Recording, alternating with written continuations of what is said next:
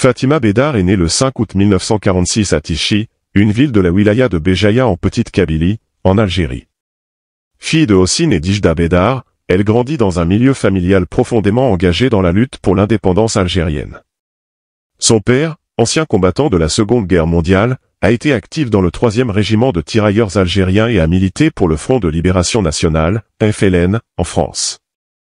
Cette ambiance nationaliste façonne rapidement la conscience politique de Fatima.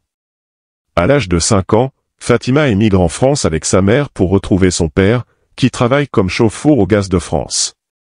La famille vit d'abord dans un bidonville à Saint-Denis, puis déménage à Aubervilliers avant de s'installer à Sarcelles. Malgré les conditions difficiles, Fatima aspire à devenir institutrice, mais son parcours scolaire est entravé par les préjugés de l'époque, ce qui la pousse à étudier dans un collège d'enseignement commercial. Engagée dès son plus jeune âge, Fatima assiste avec sa sœur aux réunions clandestines des indépendantistes, où elle développe des idées anticolonialistes. Le 17 octobre 1961, alors que la Fédération de France du FLN organise une manifestation pacifique à Paris contre un couvre-feu discriminatoire, Fatima insiste pour participer, malgré l'opposition de ses parents. Ce choix tragique marque le début d'une série d'événements qui changeront le cours de sa vie. Ce jour-là, la police parisienne réprime violemment la manifestation. Fatima, âgée de seulement 15 ans, est capturée par les forces de l'ordre, tabassée et jetée à l'eau, où elle se noie. Son père signale sa disparition dès le lendemain, mais les recherches sont entravées par l'indifférence et le mépris des autorités.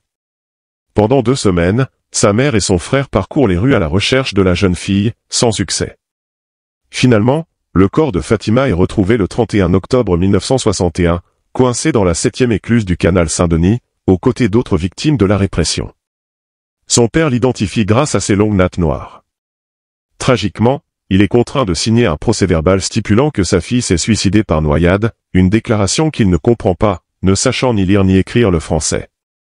Fatima Bédar est inhumée le 3 novembre 1961 dans le cimetière communal de Stein. Sa mémoire perdure au-delà de sa mort prématurée.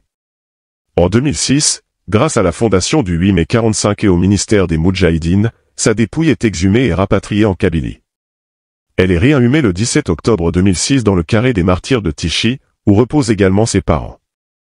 Fatima Bédar est aujourd'hui reconnue comme une martyre de la lutte pour l'indépendance algérienne, un symbole de résistance et de sacrifice pour les générations futures.